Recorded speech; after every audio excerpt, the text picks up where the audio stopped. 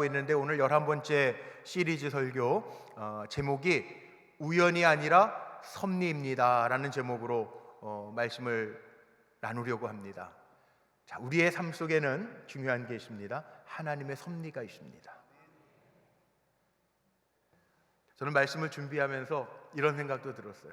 이제 부활절을 앞두고 있으니까 사무엘 상 시리즈는 계속 가야 되는데 30회 정도는 제가 지금 예정하고 말씀들을 준비하고 있는데 부활절도 있고 종료주일도 있으니까 절기설교로 잠깐 하고 넘어갈까 생각을 했는데 하나님이 저에게 사인을 주시더라고요.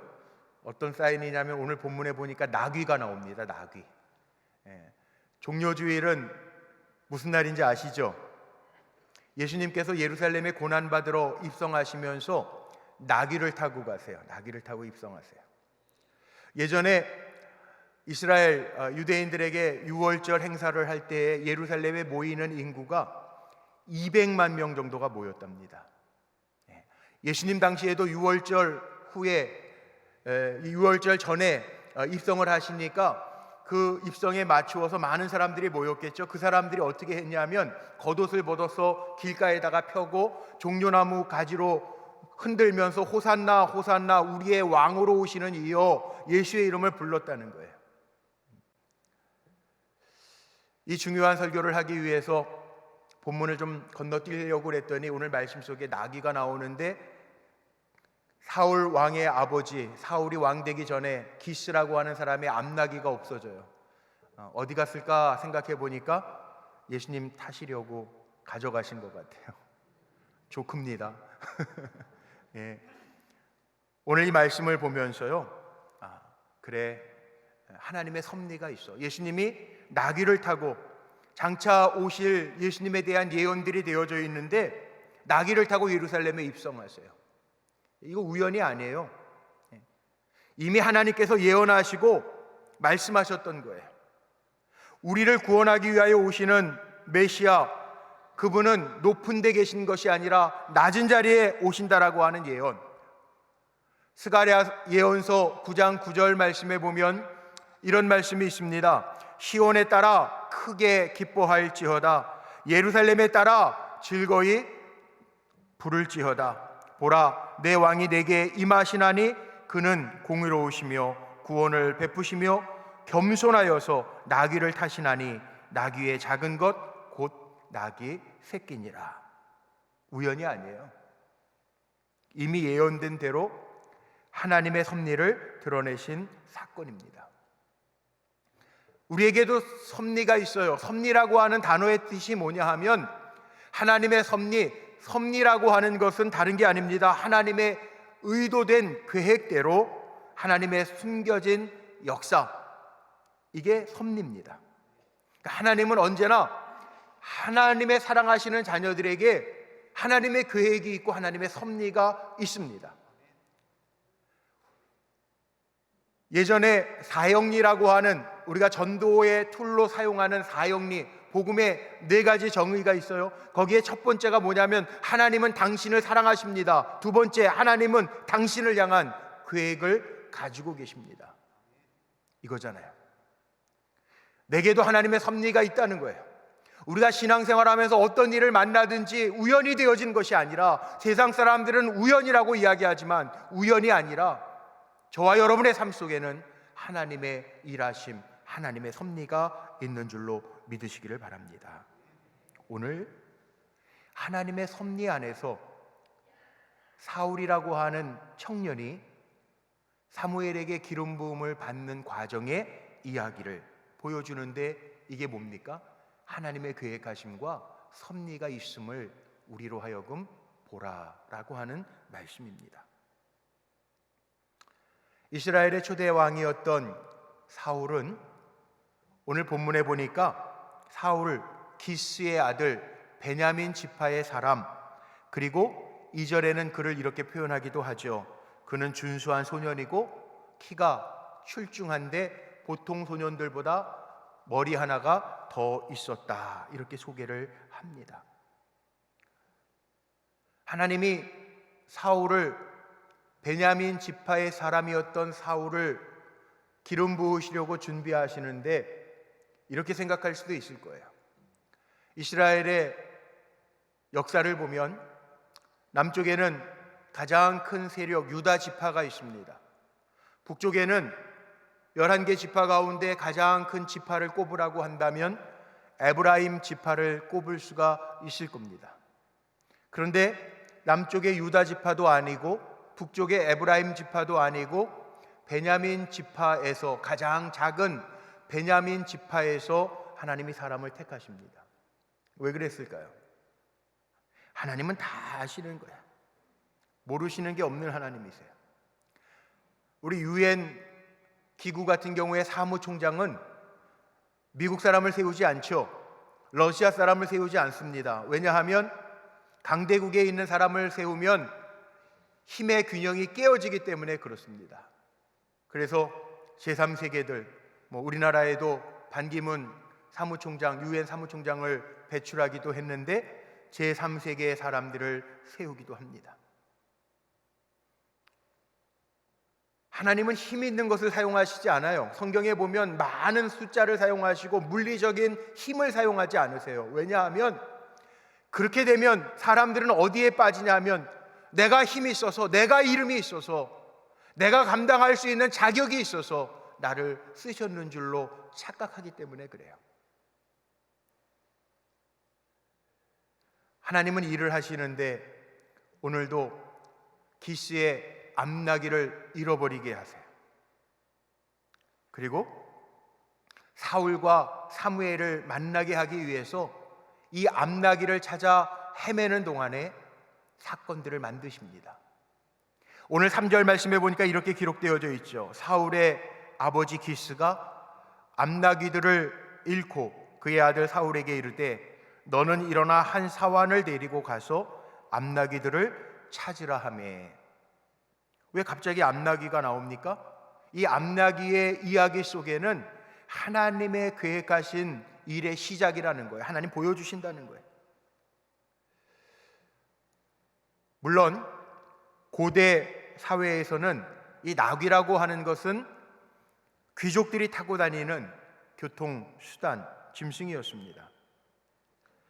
그래서 사울의 아버지 기스는 잃어버린 귀한 암나기를 사울에게 찾도록 명하셨습니다.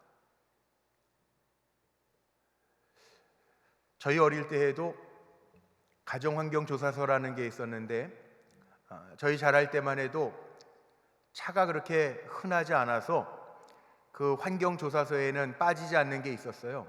집에 자가용이 있습니까? 그 당시는 어려웠으니까 자가용, 오랜만에 들어보는 단어죠. 자가용. 요즘에는 자가용이라는 단어 안 쓰죠. 차라고 그러죠. 그냥 자가용. 그러니까 이 암나기는 어떻게 보면요, 이 기스 집안의 아주 중요한 교통수단이에요. 잃어버렸단 말이에요. 찾아오라고 사울에게 명하고 사울이 그 아버지의 말씀에 순종하고 있다라고 하는 것은 지금 사울이 왕이 될 만한, 사람들이 보기에 왕이 될 만한 조건은 다 갖췄다라고 하는 것을 설명합니다. 기스 집안, 베냐민 지파 가운데 유력한 집안에, 그것도 이스라엘 소년들 중에 이만한 인물이 없었다라고 설명하면서 지금 잃어버린 암나기를 찾아오라고 명한 아버지의 명령에 순종하는, 권위에 순종하는 이스라엘의 왕이 될 만한 자격이 있는 사울 왕이라고 하는 것을 보여주죠. 그러나 이것만 가지고 되는 것은 아닙니다. 모든 일에 하나님의 섭리가 있음을 우리에게 보여주고 계신 것입니다. 하나님은 일하실 때 하나님의 사랑하는 사람들에게는 하나님이 이미 계획해 놓으신 섭리가 있어요.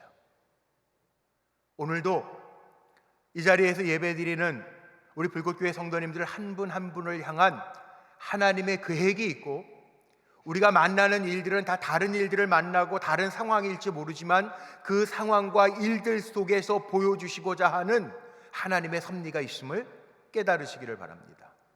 하나님이 우리를 사랑하시기 때문에 내게 생겨지는 모든 일은 나와 상관없는 일, 하나님과 상관없는 일이 아니라 나를 나되게 하시고 하나님을 하나님 되게 하시는 섭리가 있다는 거예요. 모든 사람에게 그래요. 사울 왕뿐만이 아니에요. 다윗이 왕위에 오를 때에도 마찬가지 아니에요. 아무것도 아닌 일, 작은 일인 것 같지만 다윗이 이스라엘에 등장하게 되는 이유가 뭔지 아시죠? 나중에 뒤에 보겠습니다만 아버지 이새가 다윗에게 전장에 나아가 있는 형들을 위해서 도시락을 갖다 주라고 명합니다. 이해는 안 돼요. 어린 소년에게 그 험한 전쟁터로 형들에게 도시락을 갖다 주라고 한 이유가 뭘까? 그런데 그것도 하나님의 섭리라는 거죠. 아버지의 말씀에 순종했던 다윗이 전장에 갔다가 이스라엘 백성과 대치하고 있는 블레셋 적장 골리앗을 만나게 되고, 그리고 다윗은 거기서 하나님의 영에 감동이 되어서 나는 만군의 주 여호와의 이름으로 나아간다. 너는 칼과 단창과 방패로 내게 오지만 나는 만군의 여호와의 이름으로 나아간다. 그리고 나가서 등장하고 승리하여 이스라엘의 전면에 세워지게 됩니다. 뭡니까? 작은 도시락 하나 전달하러 간 것 같지만 그 안에 보이지 않는 하나님의 섭리가 있었다는 거죠. 예수님의 족보에 나오는 이방 여인 가운데 룻이라고 하는 모압 여인의 이야기가 있습니다. 룻은 모압에 내려왔던 시어머니 나오미, 남편도 죽고 어머니는 너는 모압에 남아있어도 좋다라고 자유를 선택해 줬는데 어머니를 따라가겠습니다 결정하고 예루살렘에 내려왔던 나오미가 어머니를 봉양하기 위해서 어떠한 밭을 찾죠. 이삭을 주워오려고. 그 어떠한 밭이 누구의 밭입니까? 보아스라고 하는 유산을 잇게 되는, 그리고 예수님의 오시는 가문에 이방 여인으로서 등장하게 되는 사건을 보게 됩니다.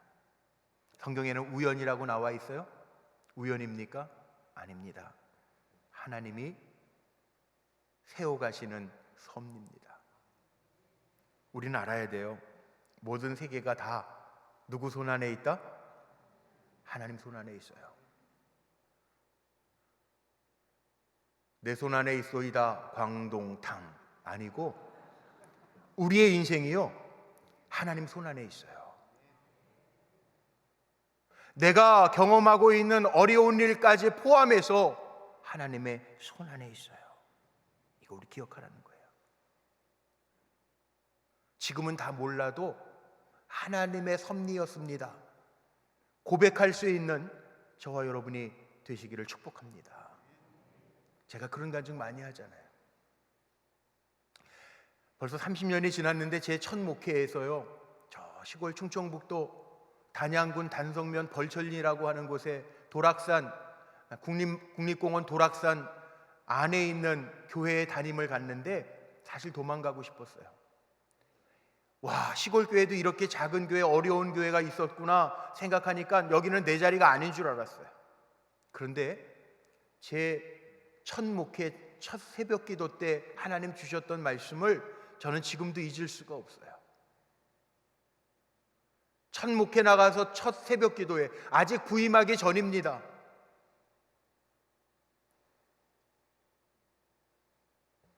그때 주셨던 말씀이 창세기 28장 15절 말씀이에요.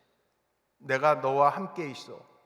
내가 어디로 가든지 너를 지키며 너를 이끌어 이 땅으로 돌아오게 할지라.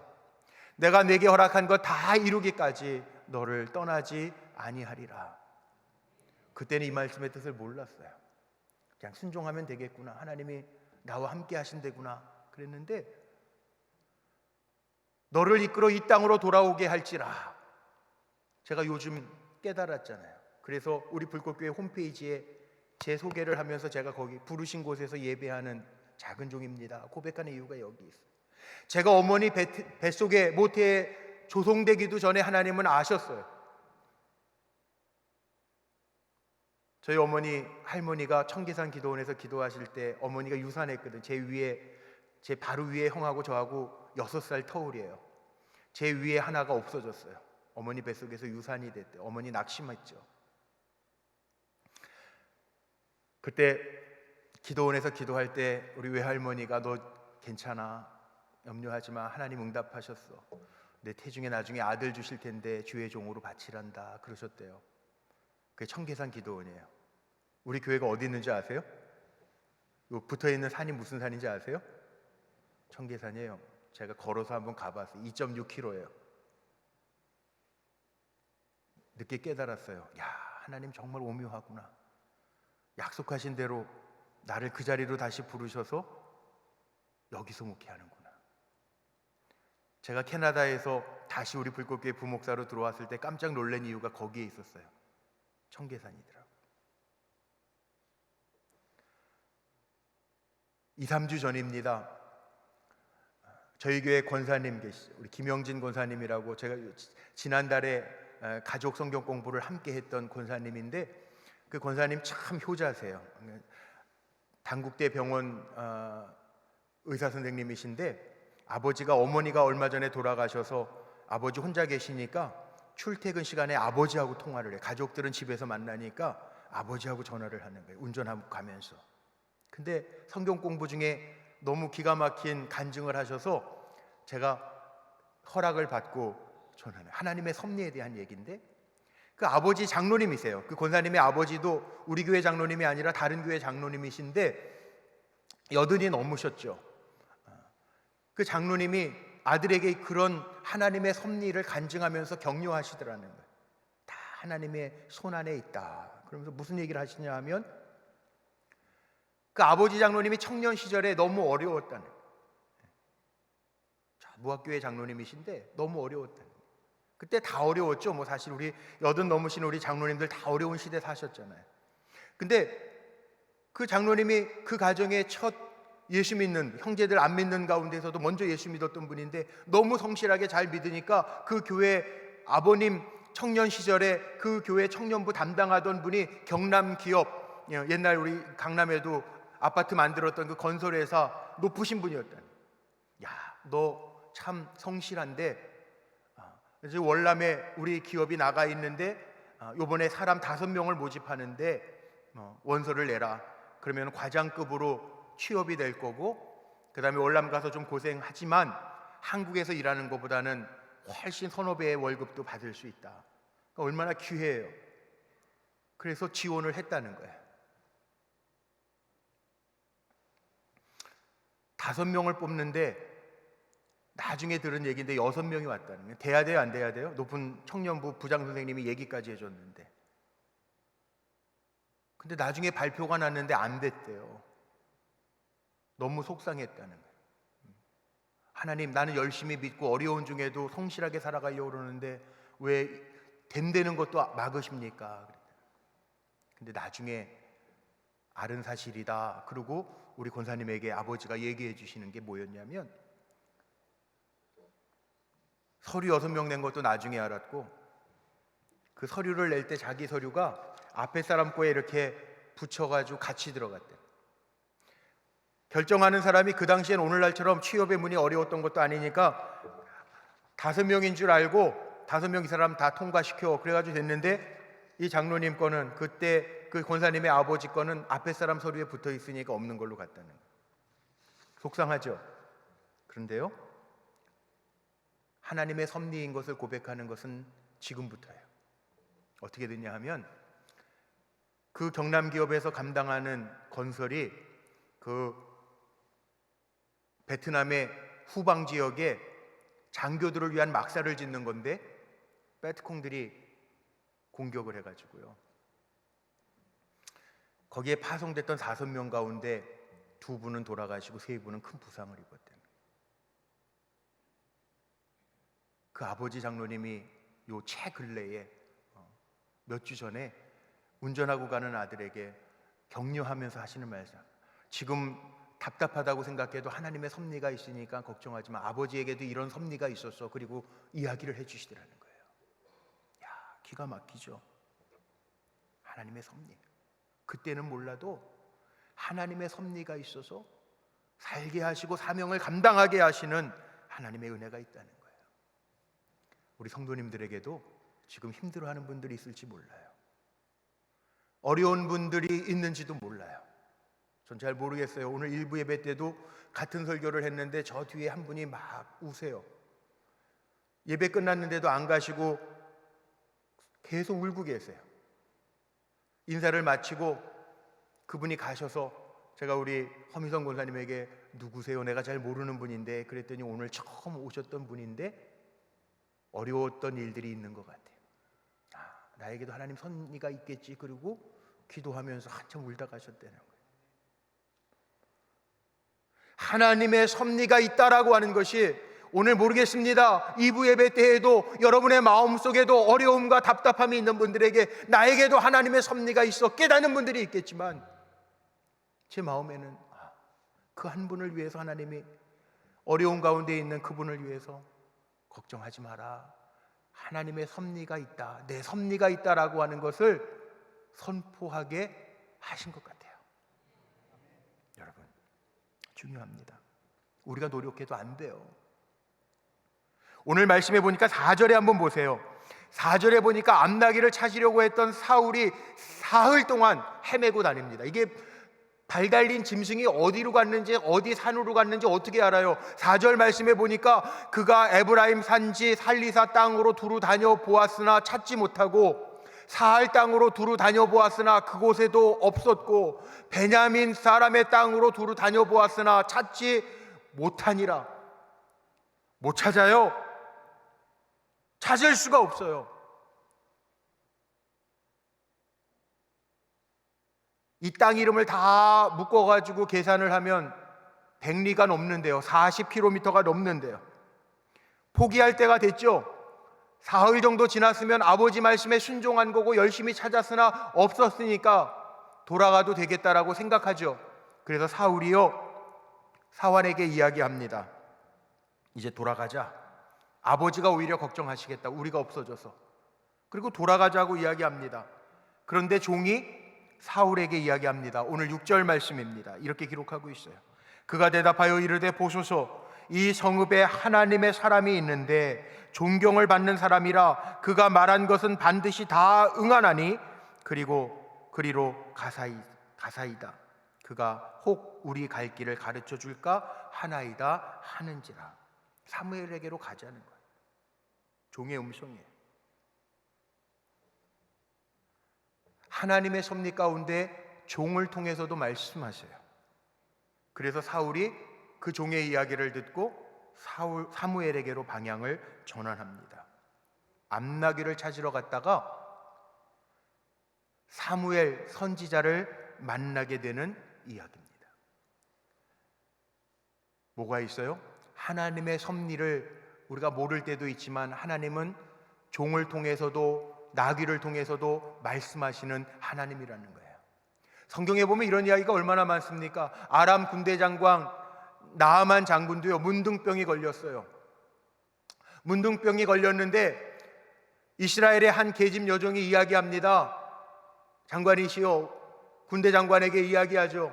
당신의 몸을 고칠 수 있는 능력 있는 종이 우리나라에 있습니다. 엘리사라고 하는 선지자가 있습니다. 찾아갑니다. 엘리사가 뭐라고 이야기합니까? 그 나아만 장군에게 문둥병이 낫고 싶으면 요단강가에 가서 7번 몸을 담그라고 이야기를 합니다. 나아만 장군이 열받았어요. 아람의 군대 장관, 그래도 군대를 통솔하는 장관인데 한 나라, 조그마한 나라 이스라엘의 선지자가 큰 강도 아니고 저 개울과 같은 요단강에 내 몸을 담그라고 하니까 열받았어요. 그때 주위에 있던 종들이 아람 군대 장관 나아만에게 뭐라고 이야기합니까? 주인이요, 고침을 받기 위해 우리가 이곳에 온 것 아닙니까? 그것이 당신의 목적이 아닙니까? 그렇다면 저 요단강가에 몸 7번 담그는 것이 뭐 그렇게 어렵겠습니까? 그 이야기를 듣고 요단강에 몸을 담급니다. 성경에는 뭐라고 표현해 놓은지 아십니까? 그의 살결이 어린아이의 피부처럼 돌아왔다라고 기록하고 있어요. 자, 우리가 들어야 할 음성입니다. 오늘 그런 분들 안 계시면 좋겠지만 문제와 환경 때문에 어려워하는 분들 주저앉지 마세요. 오늘 주시는 말씀이 내게도 하나님의 섭리가 있음을 믿고 일어나겠습니다, 결단하는 시간이 되시기를 주의 이름으로 축복합니다. 중요한 게 뭐냐? 하나님의 섭리도요, 순종이 있어야 가능한 거예요. 사울도 순종했어요. 음성이 들릴 때 순종했어요. 나아만 장군도 종들의 이야기에 순종했어요. 그래서 역사가 열매가 있는 거예요. 그래도 가로막는 게 있죠. 오늘 보면 7절 말씀에 보니까 사울이 그의 음성을 듣고 순종하려고 하는데 문제가 있습니다. 사울이 그의 사환에게 이르되 우리가 가면 그 사람에게 무엇을 드리겠느냐? 우리 주머니에 먹을 것이 다하였으니 하나님의 사람에게 드릴 예물이 없도다. 무엇이 있느냐 하니 예물이 없다라고 이야기합니다. 아마 선지자에게 갈 때 예물을 드리는 것이 법은 아니고 사울의 마음속에 아마 사울이 이런 사람이라고 하는 걸 소개하면서 사울은 이미 이런 인간의 예법에도 예우를 챙길 줄 아는 사람이다라고 하는 것을 보여주는 것 같아요. 그 당시에 예물을 요구하는 선지자들은 거짓 선지자일 확률이 많았습니다. 그런데 사울은 사환에게 그래도 우리가 그 선견자, 선지자에게 가는데 빈손으로 갈 수는 없지 않냐. 무슨 얘기냐 하면 가야 될 이유는 있지만, 찾아가야 될 이유, 나귀를 찾기 위해서 갈 이유는 있지만 꼭 가야 될 명분은 없다라는 이야기죠. 사람들은요, 자기 환경을 보면서 하나님이 명하시고 섭리가 있어도 멈칫거릴 때가 있어요. 근데 그때가 어느 때냐? 순종해야 될 때라는 거예요. 상황과 환경은 우리를 가두어 두려고 할 때, 그러나 하나님의 말씀 섭리가 있다라고 우리가 믿는다면 주저하지 아니하고 나아갈 때 하나님이 하신다. 오늘 8절 말씀에 보면 있습니다. 잘 찾아보니까 은 한 세겔의 4분의 1이 있습니다. 은 요만큼 있다는 거예요. 가자는 거예요. 하나님의 섭리에 순종할 때 발견하게 하시는 하나님의 은혜가 있다는 거예요. 목회하면서 제 마음에도 가장 남는 이미지가 이거 같아요. 특별히 이번 주간에 고난주간 한 주간을 지내야 되는데, 우리 고난 좋아하는 사람은 아무도 없어요. 예수님도 싫어하셨어요. 성경에 보니까 예수님도 그 십자가를 지시기 전에 아버지요, 하실 수만 있다면 이 고난의 쓴 잔을 내게서 지나가게 하옵소서. 그러나 내 원대로 마옵시고 아버지의 원대로 하옵소서. 무슨 얘기입니까? 순종하겠다라는 이야기잖아요. 나에게는 고난의 잔일지라도 아버지가 원하신다면 내가 그렇게 하겠습니다. 목회하면서도 이런 순간이 있어요. 피해가고 싶은 순간. 그러나 내 원대로 마옵시고 아버지가 원하신다면 순종하겠습니다. 이게 맞는 거 아닐까요?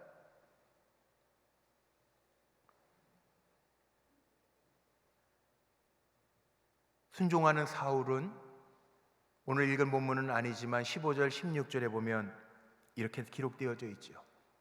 사울이 오기 전날에 여호와께서 사무엘에게 알게 하여 이르시되 내일 이맘때 내가 베냐민 땅에서 한 사람을 내게로 보내리니 너는 그에게 기름을 부어 내 백성 이스라엘의 지도자로 삼으라. 그가 내 백성을 블레셋 사람들의 손에서 구원하리라.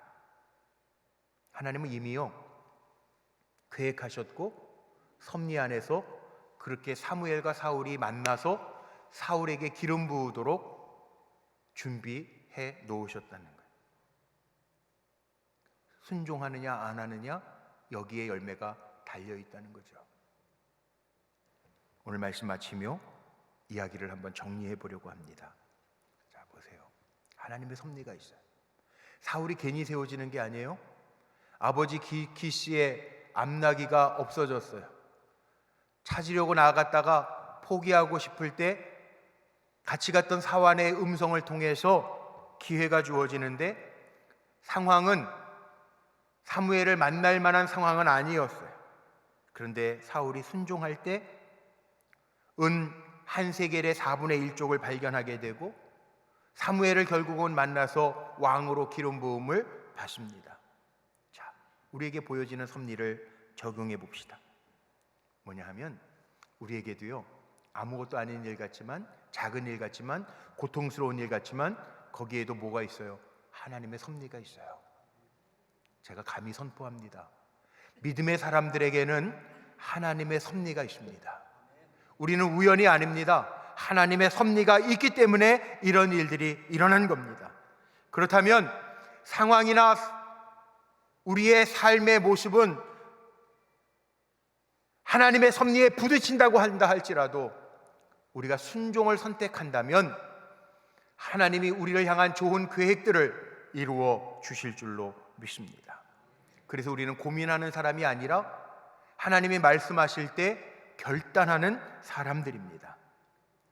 하나님의 섭리를 이렇게 정리하고 오늘 말씀 마치려고 그래요. 하나님의 섭리란 뭐냐? 나의 호흡 하나하나, 나의 발걸음 한 걸음 한 걸음 하나님께서 주관하고 계시고 미리 예비하셨음을 우리가 인정하고 하나님의 절대 주권을 믿는 고백, 이것이 하나님의 섭리예요.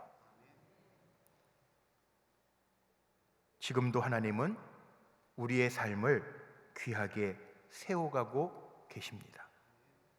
저와 여러분이 하나님의 섭리를 믿고 오늘도 겸손하게 성실하게 하나님의 섭리가 있는 기적의 자리로 나아갈 수 있는 믿음의 종들이 되시기를 주님의 이름으로 축복합니다. 기도하시겠습니다.